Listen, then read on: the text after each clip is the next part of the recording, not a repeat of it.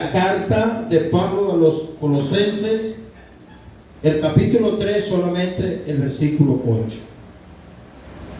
Que Dios bendiga a Carmela, que nos visita. Bienvenida a la casa de Dios. Esperamos que el Señor ministre su vida a través de la palabra, igual que a los hermanos. Colosenses,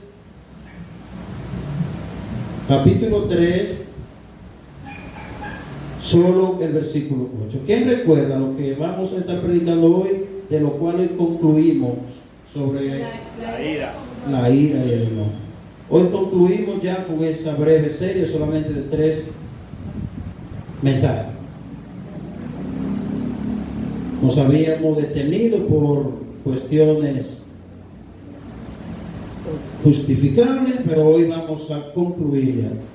Bien, si usted tiene, vamos a leer la palabra de Dios en el nombre del Señor. Amén. Versículo 8. Dice así: pero ahora dejad también vosotros todas estas cosas. ¿Cuáles, Pablo? Ira, enojo. Dejad también vosotros todas estas cosas: malicia, blasfemia, palabras deshonestas de vuestra boca. Pueden sentarse. Gracias, oh Señor, por tu palabra. En el nombre del Señor. Es difícil poder encontrar en la vida a un ser humano que manifieste que nunca en su vida se ha enojado, que nunca ha cogido un momento de ira. Eso es difícil.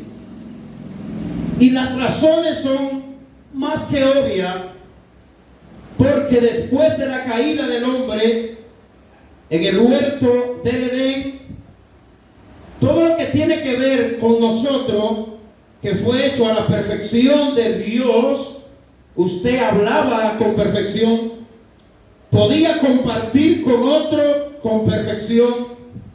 No había cabida a tentaciones ni pecado, a nosotros explotar con ira y con enojo.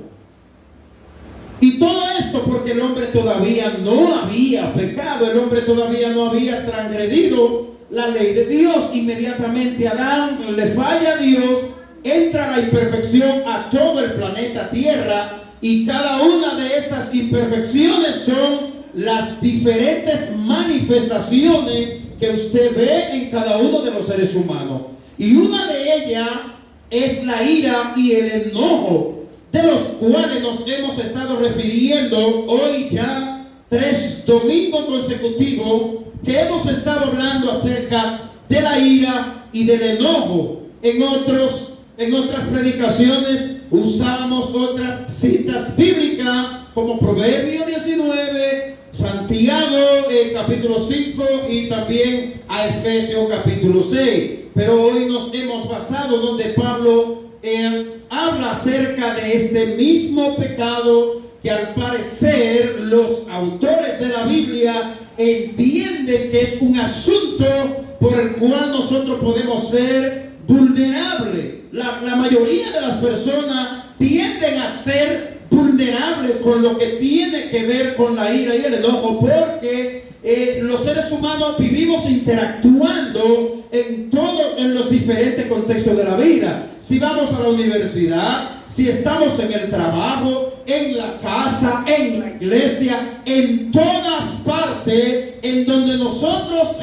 nos familiarizamos e interactuamos con personas, vamos a tener momentos amargos con la esposa, con el hijo, con el esposo, con el primo, con el vecino, y así sucesivamente. No hay muchas cosas en la vida que sacan a la gente de quicio. Esa es una palabra muy conocida para nosotros. Son muchas las cosas que amargan y tienden a hacer que nosotros muchas veces explotemos. Bueno, como ya le hemos dicho, ya tenemos 3 domingos refiriéndonos a este tema, lo cual es el pecado de la ira.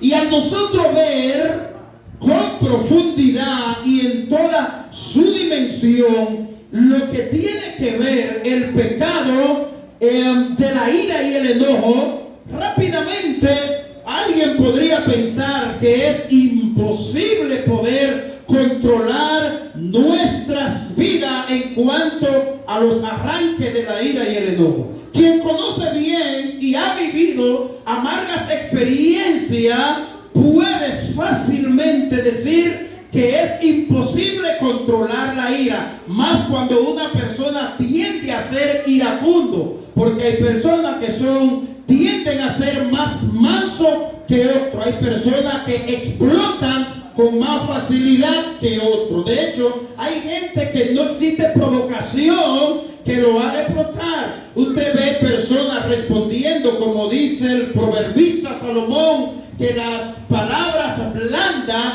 calman la ira. O sea, cuando nuestras respuestas a palabras que son difíciles de digerir salen de nuestra boca, palabra blanda, eso tiende, dice la Biblia, a calmar la ira.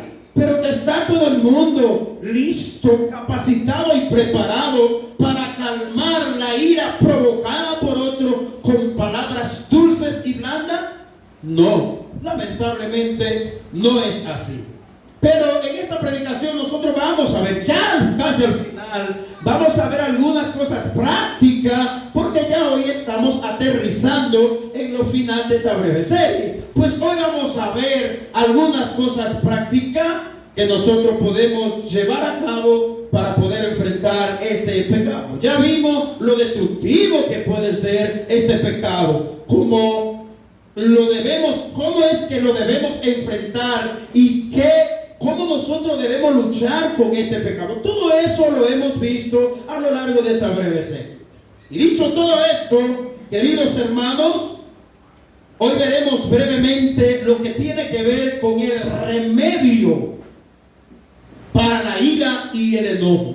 El remedio que Dios tiene para nosotros poder controlar la ira y el enojo. Algo que nadie tiene la capacidad, las habilidades para poder lidiar con este asunto. Cualquier cosa nos saca de concentración, cualquier cosa nos saca de quicio. Puede ser pequeña o puede ser grande, porque hay cosas pequeñas que a mucha gente los saca de concentración, mientras que a otros no. Pero vamos a ver, o ya vimos, cómo nosotros podemos enfrentarnos a la ira.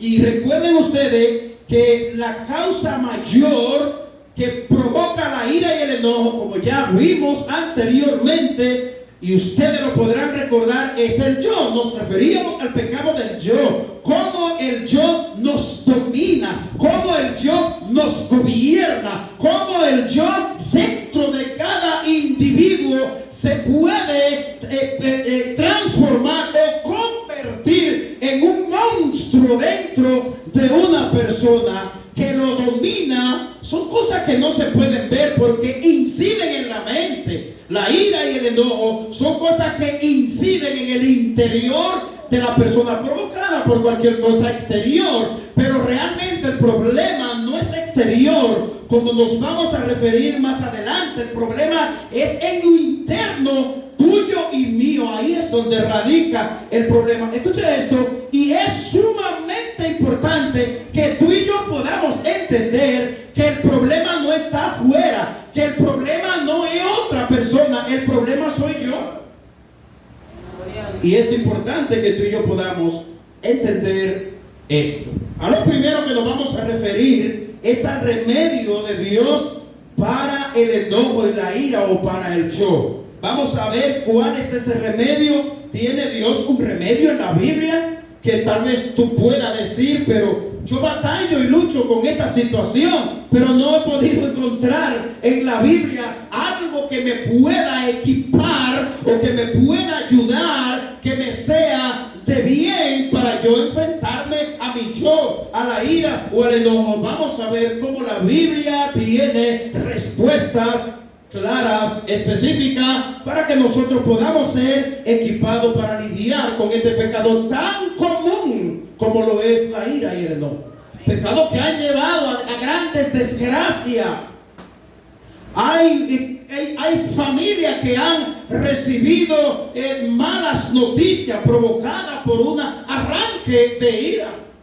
Hay hijos hoy que están huérfanos por la provocación del arranque de una ira. De repente el hombre de la casa cogió un pique tan grande que le dio un garrotazo a la mujer y la mató, o viceversa, hermano. Y recuerden que nos referíamos el domingo antepasado o pasado que la ira es algo muy destructivo. Así que Dios tiene que tener para nosotros un remedio con el cual nosotros podamos no alcanzar la perfección en esta área, pero sí poder alcanzar la madurez suficiente para poder enfrentarnos a este pecado cuando seamos atacados por él. ¿Usted entendió? Si la Biblia contiene las herramientas suficientes para que nosotros podamos no alcanzar la perfección, pero sí las suficientes instrucciones, capacidad dada por Dios para nosotros poder lidiar eficazmente con este pecado que está presente en todos los contextos de la vida. El remedio de Dios que Dios tiene para el pecado. Y porque el yo, como nos referimos, es tan desagradable tanto a Dios y tan destructivo, tanto a Dios como para nosotros, Dios hizo algo en respuesta de esto. Grábese eso en su mente y en su corazón. Hermano, hay un yo sutil que cruje dentro de cada uno de nosotros, que muchas veces no nos damos cuenta con facilidad. Hay muchas reacciones nuestras, escuche bien, que son el yo que se están manifestando y a veces nosotros no podemos entender ni ver que es el yo que está luchando con él. Así que en respuesta de este pecado capital, Dios se ha provisto algo al respecto a esto. Pero la pregunta es, ¿qué es lo que Dios hizo respecto a este pecado? Sencillo, Dios trató con el yo, escuche de qué manera, colocando al Hijo de Dios en la cruz del Calvario y cayendo todo el peso de la ira de Dios en contra del pecado, como se manifiesta, como dice Romanos capítulo 2 versículo 18, que la ira de Dios, 1:18, perdón, que la ira de Dios se revela desde el cielo contra toda impiedad e injusticia de los hombres. Y esa ira que está revelada, una ira santa y justa en contra de nosotros, en nosotros, Dios la derramó toda en Jesús. Fíjese cómo Dios ha provisto el remedio del yo. Él envió a Jesús para morir en una cruz para que tú y yo tengamos ese remedio. ¿Qué es lo que nos dice Pedro? Pedro dice, dándonos Cristo, estando en la tierra, en su ministerio, dándonos ejemplos a nosotros. ¿Qué dice Pedro acerca de Jesús? Dice que Él fue maltratado en todo momento, pero que en medio de las blasfemias que Jesús recibió, dice que enmudeció y no abrió su boca. Jesús pasó por diferentes tipos de provocaciones en los cuales Jesús podía airarse, no con una ira santa como la que él manifestó en el templo. Pero Jesús dice que no se airó. Dice que enmudeció y no abrió su boca. Dios trató con este pecado colocando a Cristo en la cruz. Esa es la razón por la que la vida cristiana se puede llevar a cabo en victoria. Es por eso que tú y yo podemos vencer. No porque tú y yo tengamos grandes habilidades o tengamos dones y talentos o que seamos inteligentes o que seamos versados. Jamás. La única manera o la única razón por la que tú y yo podemos lidiar con este y otros pecados es porque Jesús lo llevó todo en la cruz del Calvario. Jesús lo dejó clavado, dándonos a entender a nosotros que Él nos ha equipado por la gracia de Dios para nosotros vivir una vida cristiana victoriosa a pesar de nosotros y nuestras debilidades. Así que yo creo que esto es muy alentador. En medio de las dificultades en las que nosotros vivimos por estar sometido a un cuerpo de pecado y un cuerpo caído en medio de un mundo donde hay tanta provocación, yo creo que esto resultaría alentador para ti y para mí. Y el que en Cristo tenemos las herramientas suficientes. Así que cuando Cristo fue crucificado, también nosotros fuimos crucificados juntamente con Él. ¿Usted entendió eso? Cuando Jesús fue crucificado, allí fueron crucificados nuestros pecados, nuestras debilidades, fueron allí crucificadas juntamente con Cristo. Gloria a Dios. Poderoso es el Señor. Ahora bien, ¿por qué Dios nos crucificó con Cristo? Para que nosotros podamos dejar de ser controlados por la ira, por el enojo y por el yo. Eso fue, Jesucristo fue crucificado, pero no nos dejó a nosotros a expensa del pecado, sino que juntamente con esa victoria que Él obtuvo, Él también conquistó la victoria de tus luchas y tus dificultades, tus debilidades, en aquellas incidencias secretas donde tú batallas arduamente con grandes tentaciones. El Señor la llevó en la cruz para que tú puedas seguir adelante, querido hermano. Así que la Biblia nos dice en Romanos capítulo 6 versículo 6, sabiendo esto, dice que nuestro viejo hombre, atención a esto, fue crucificado juntamente con Él, para que en el cuerpo del pecado sea destruido, a fin de que no sirvamos más al pecado. Fíjese cómo Jesús, esa ira y ese enojo, ese descontrol que tú y yo podemos en arranque llevar a cabo, el Señor lo llevó en la cruz del Calvario. Alguien podría preguntar, pero ¿por qué yo entonces puedo estar batallando tanto con la ira y con el enojo y yo pronto con facilidad? Eso pudiera ser porque tú no estás confiando plenamente en el Señor en ese sentido. Pero hay dos grandes realidades que nosotros debemos tener bien claro, y estas verdades son sumamente importantes. La número uno es que Cristo murió por nosotros y nosotros morimos con Cristo. Ahí se reflejan esas dos verdades. La comprensión de estas verdades es absolutamente esencial para la vida cristiana. Si yo comprendo esto, en medio de grandes batallas no voy a caer frustrado, sino que voy a seguir adelante y confiar en el Señor. Dios quiere que entendamos que en Cristo morimos a nuestra vieja vida pasada. Romanos, el mismo capítulo 6, el versículo 2. Veamos el versículo 2 de Romanos.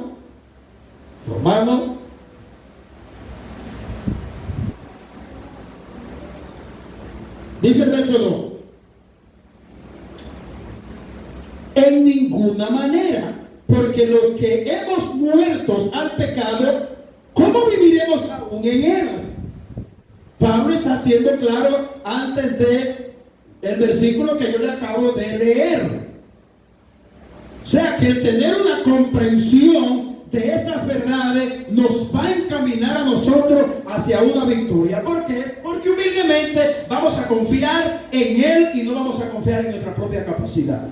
Ahora vamos a ver cuáles pasos prácticos usted y yo podemos dar en este sentido. Y aquí es donde esto se pone interesante, porque de nada sirve en teoría yo tener un sinnúmero de instrucciones y no tener esa manera práctica en la que yo pueda llevar a cabo o enfrentar este pecado. Así que vamos a ver. Después de que nosotros hemos visto a lo largo de esta breve serie todo lo que hemos visto hasta aquí, hasta el día de hoy, ahora vamos a ver algunos pasos prácticos que son de interés en este sentido. El número uno es que nosotros debemos reconocer nuestra necesidad. Debemos reconocer nuestra necesidad. Si yo no reconozco mi necesidad, yo puedo vivir una vida ignorante a ciertas realidades, o puedo enfrentarme a cosas que por ignorarla puedo caer engañado. Así que lo primero es reconocer nuestra necesidad. Cada uno de los que estamos aquí tenemos grandes necesidades de Dios. Necesitamos que Dios nos encamine. Necesitamos que Dios nos ayude en medio de nuestras grandes batallas. Mucha gente cuando se enoja simplemente no reconoce su enojo y dice lo siguiente: yo no estoy enojado, yo simplemente estoy reclamando un derecho, por ejemplo. O dicen: no, es que él me provocó o ella me provocó. Son expresiones que cuando no se quiere reconocer en el interior nuestro que luchamos y batallamos con este pecado de la ira, expresamos cosas justificables. ¿Y sabe qué? A mí también me ha pasado. Mientras que otros aceptan que tienen un mal genio dentro de ellos. Ahí sí, esto se pone interesante, porque reconocer que tengo un mal genio me abre puerta a trabajar con esa situación. Pero si no lo reconozco, es difícil yo trabajar con esa necesidad o esa debilidad. Pero no lo ven como un pecado muy serio. Pero en realidad el mal genio es uno de los pecados peores. La Biblia coloca la ira. Oigan qué lista de pecados la Biblia coloca la ira. La Biblia coloca la ira descontrolada junto con el pecado de embriaguez, de hechicería, de adulterio y de asesinato. Vayamos a Gálatas capítulo 5, versículo 19 al 21, y ahí en esa lista aparece la ira. Gálatas capítulo 5, versículo 19, dice: y manifiestas son las obras de la carne, que son, ahí Pablo empieza a enumerar: adulterio, fornicación, inmundicia, lascivia, idolatría, hechicería, enemistades, pleitos, celos, ira, contienda, disensiones, herejía, envidia, homicidio, borrachera, orgía, cosas semejantes a esta, acerca de las cuales os amonesto, como ya os lo hemos dicho antes, que los que practican tales cosas no heredarán el reino de Dios. Oh, gloria a Dios. Aleluya. Así que Pablo, la Biblia coloca la ira dentro de los rangos de pecado, que son lo que nosotros solemos señalar o puntualizar. Un arranque de ira se encuentra en la lista de estos pecados que la Biblia menciona. Así que la ira es un pecado peligroso. Y lo serio de esto es lo siguiente, lo que voy a decir. Es que tanto los seres humanos, en su gran mayoría, tanto tienen grandes vulnerabilidades con lo que tiene que ver con la lengua, que con la ira también. Es decir, que este es un pecado que nos hace, a muchos, nos hace vulnerables. Y recuerden, repito algo que digo ahorita, recuerden que nos referíamos al yo. Es el yo que está dentro de nosotros que impera y nos lleva a este pecado. Cuando con humildad aceptamos y dejamos el yo a un lado, vamos a lidiar de una manera eficaz con este pecado. Lo mejor que nosotros podemos hacer para lidiar con la ira es siempre el decir: fue por mí. Sí, yo me manejé mal. Pude haberlo hecho de manera diferente, o pude reaccionar de otra forma a la que reaccioné. Escuche bien, aunque tú o yo hayamos sido los agredidos con palabras verbales muy fuertes o de otra manera, lo mejor es actuar de esa manera. Pues no hay mejor medicina para el odio que brindarle amor. Cuando una persona peca contra ti, dice Pablo, que cuando tú no pagas mal por mal, ascua de fuego amontona sobre su cabeza. Vergüenza, dice otra versión. Amontona vergüenza, porque alguien que te hace mal espera lo mismo. Y si en respuesta tú le brindas amor, esa persona se sentirá avergonzado. Maravilloso es nuestro Dios. Así que, queridos hermanos, decimos, si fulano no me hubiera hablado en esa forma, yo no me hubiera comportado de tal o cual forma. Como que a veces montamos, y digo montamos, me incluyo, las cosas para defender nuestro yo y nuestro orgullo, nuestro enojo, nuestra ira, en una manera que parece hasta lógico. ¿Está bien? En otra palabra, pensamos que el mal genio es un asunto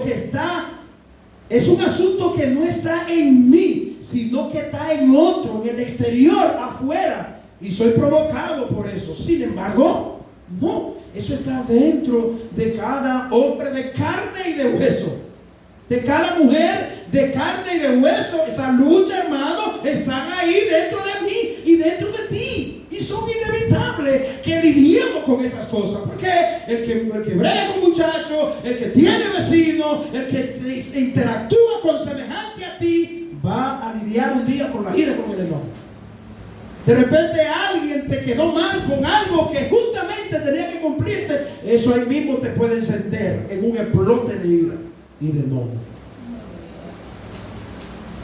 Oh, que Dios nos permita poder tomarnos hoy el vaso de remedio de Dios, que es Jesús, para nosotros poder lidiar con este pecado. Los demás pueden decir o hacer cosas que me incomoden, pero nadie puede hacer que yo pierda el control, excepto mi yo. ¿Te escuchó eso? Cualquier persona puede vociferar, decir o hacer cualquier cosa en contra de ti, y nada de eso puede sacarte de control, excepto tú mismo. En otra palabra, el culpable de mi ira y de mi enojo soy yo. Aunque uno quisiera no entenderlo de esa manera, pero es la realidad, hermano.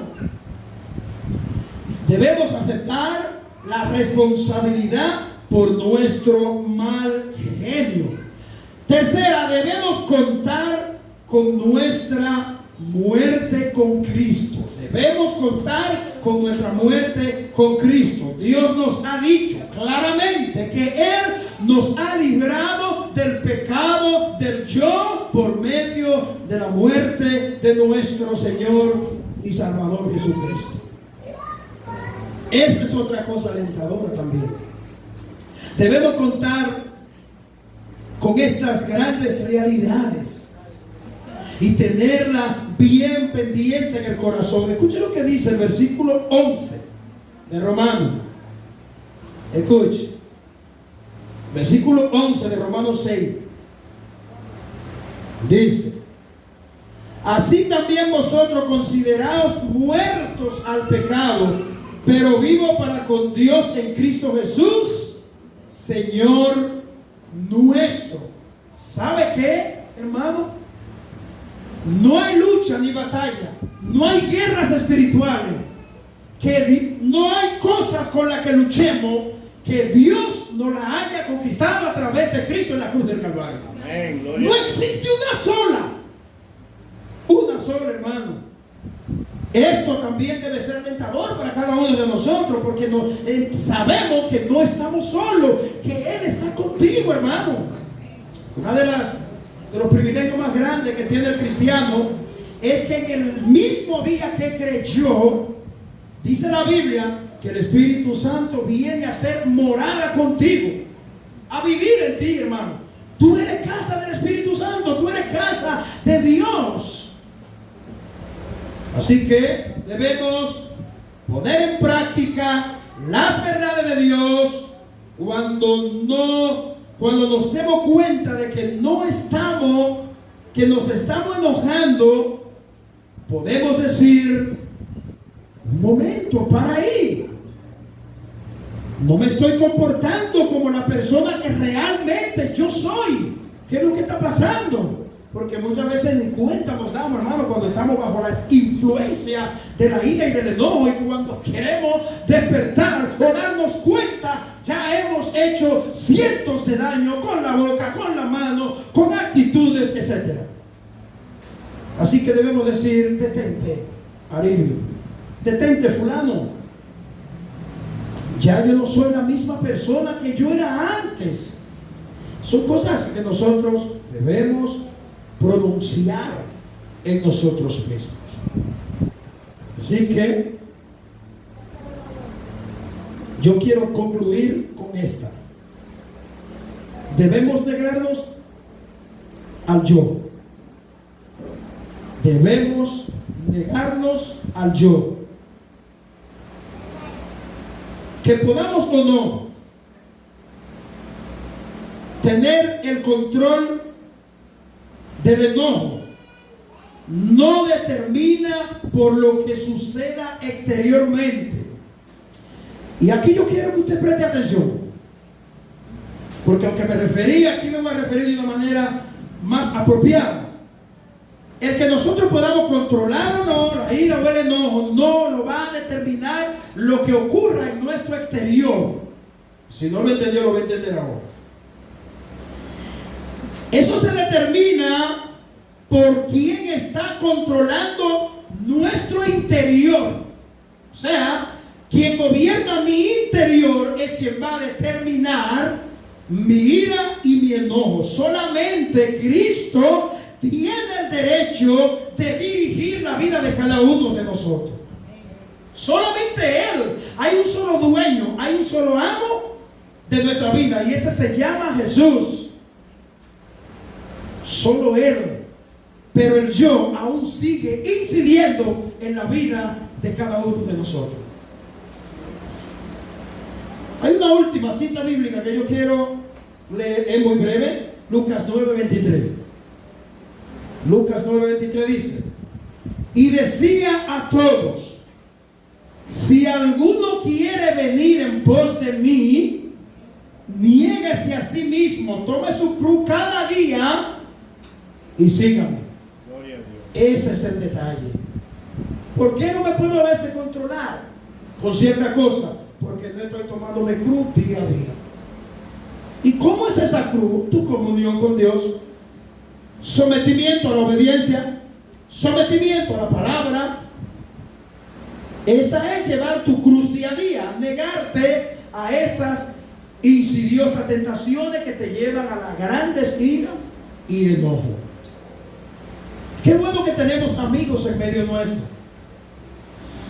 Mi amado amigo que te encuentra aquí presente, yo quiero decirte que no existe, tú no vas a encontrar fuera de Cristo otro ser que pueda guiar, dirigir tu vida que no sea el Señor. Y debes reconocerlo como tu único y suficiente Salvador. Imagínense si nosotros los cristianos luchamos con ira y enojo y situaciones tan difíciles como lo es este pecado. Imagínate a ver tu amigo. Así que si tú estás buscando terapia psicológica o yendo a consejería, a otro lugar que no sea los pies de Cristo para enfrentar algún problema que te esté atravesando, está buscando la manera o la vía equivocada. Solo Cristo, mi amigo que está presente, puede montarte en un barco bien seguro como lo es Él, Cristo Jesús. Así que Dios me bendiga a todos. Amén. Y que la gracia de Dios reine en vuestro corazón. Amén. Hoy tenemos dos presentaciones.